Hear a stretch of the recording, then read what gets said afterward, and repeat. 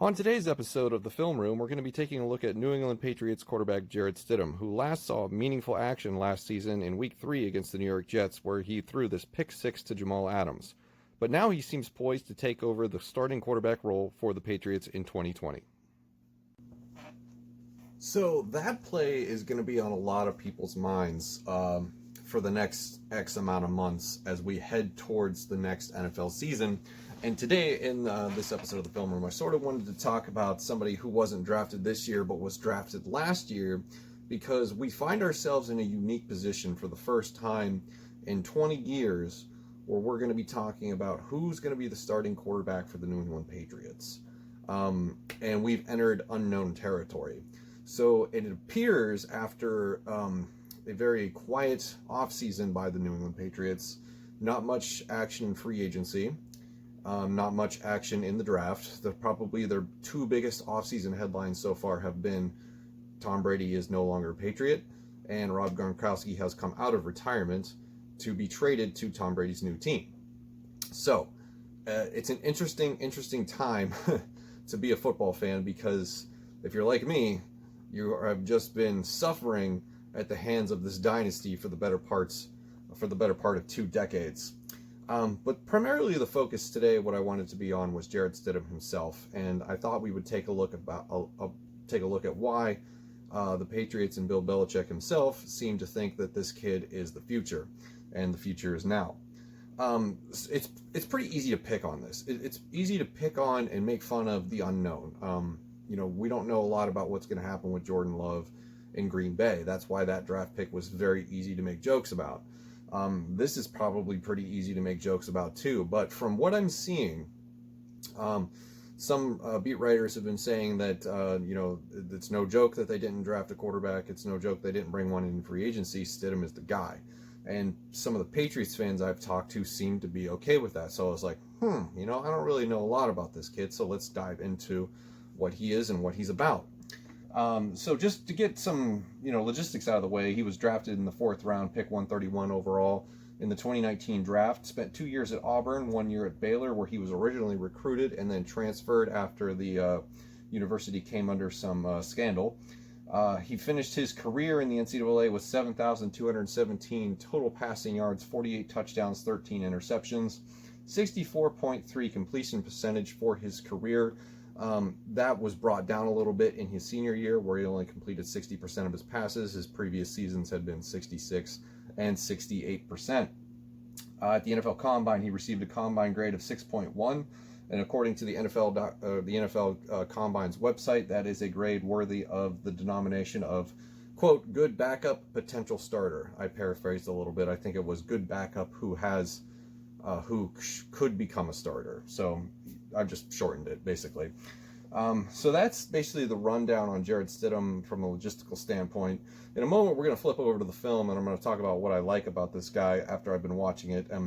But first, I wanted to sort of tackle the issue of why they haven't brought in like a Cam Newton or a veteran in the offseason other than Brian Hoyer. And that is because the salary cap right now is not very good to them. So looking at overthecap.com, Patriots cap space right now is only $1.7 million. They've got $92 million locked up in the offense, $94 million locked up in the defense, and they have a dead money hit of $26.1 million. An interesting couple of notes. The 3 biggest contributors to that dead money total are Tom Brady himself at $13.5 million, Antonio Brown at $4.7 million, and Stephen Gostkowski at $3.2 million. So it's a little bit of a tight budget right now for the New England Patriots. So I think a guy like Cam Newton is probably very much out of their realm of possibility because they really just can't afford him. So let's go ahead and flip over to the film. And for this, I decided not to do the preseason that he was in last year because, it's very similar to what you see out of his college film. And I was more interested in seeing him play against top-tier competition in the NCAA, so that's why I chose the Alabama game. So that's why we're going to be seeing that and not the preseason, and I'll sort of talk a little bit more about that as we check out the tape. So roll it! So as we watch the film of Jarrett Stidham versus Alabama, let's talk about some of the reasons why he has a chance to be a successful replacement for Tom Brady as the New England Patriots starting quarterback in the 2020 season. First off, I want to talk about pocket presence. Watching the preseason game footage and the footage against Alabama, Jarrett Stidham shows a pretty unique pocket presence that most seasoned veterans display later on in their careers in the NFL. He does a pretty good job of keeping his eyes downfield, locked on target. Maybe he stares down a receiver every now and then, but at the same time, he's aware of the situation around him, and he does feel pressure pretty good. He doesn't take too many sacks in the limited footage that I've seen, and he does, as I say, keeps his eyes downfield, and tends to move up in the pocket at just the right time. He could be a little bit of an escape artist if he plays his numbers right. And the one thing that I noticed is that he doesn't panic too much. He really does take what the defense is going to give him, and so I wouldn't be too concerned about pass protection issues with Jarrett Stidham. Coming from a Vikings fan who has spent the last couple seasons watching Kirk Cousins flinch and cringe 5 seconds before he gets hit in the backfield, albeit he does have his poor pass protection in Minnesota, but I digress. The next thing that I do like about Jarrett Stidham is his play recognition, and he does adjust accordingly when he sees it. He does very well against man coverage and notices it pretty well. And one of the tendencies that he does have is if the man coverage is good enough where he doesn't have an open receiver, or he knows he can't find an open receiver, he'll take off with his legs, and since he knows he has man coverage, he'll do his best to get the first down, and probably avoid stepping out of bounds, even if it is the better idea. So he will challenge defenses in man coverage if the coverage is good enough where he can pick up some yards on his own. Next, I've kind of already hinted at this, but he does often take just what he's given. So he's not going to make a lot of forced errors. He'll throw to open targets, no super risky passes, and he'll let his guys make plays after the catch, which you see a lot of in the Patriots offense, and I'm going to talk about that in a minute. But Jarrett Stidham is very well adept to be able to find an open receiver and then let his skill position players do the work for him. One other note is that his mobility is a definite upgrade to Tom Brady, who was more statuesque later on in his career.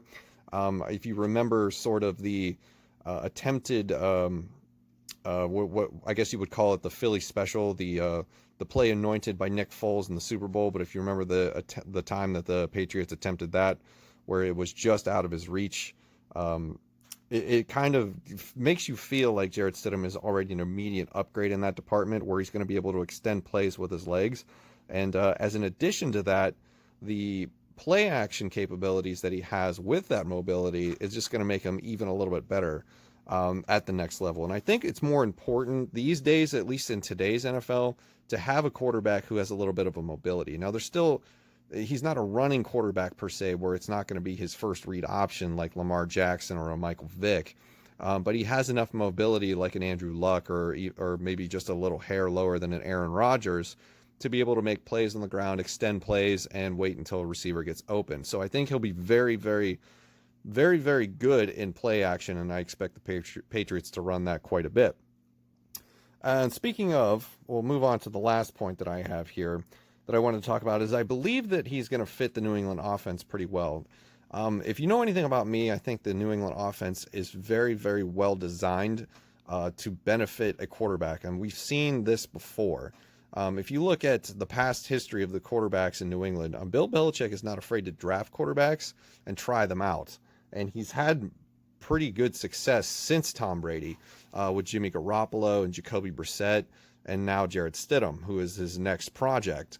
And, the previous three names mentioned are all now quarterbacks for other teams, two of them starting, Garoppolo and Brady, and another one who just had a starting season, maybe because it was forced on him by the retirement of Andrew Luck, but Jacoby Brissett himself, who the team felt was good enough not to break the chains for the next season and put him as the starter, who will now be backing up Phillip Rivers. But, so the New England offense, I mean, you can even look all the way back to Matt Castle when he took over for the season that Brady went down with the knee injury.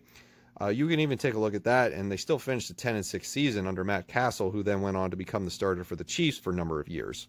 So this offense is really designed to benefit a quarterback no matter his skill level. It's a lot of quick open routes. It's a lot of routes and plays that are designed for the receiver to be open for the quarterback, where the quarterback doesn't have to force open a receiver. Granted, there will still be those opportunities for them to take, but it's a lot more low risk in the Patriots offense.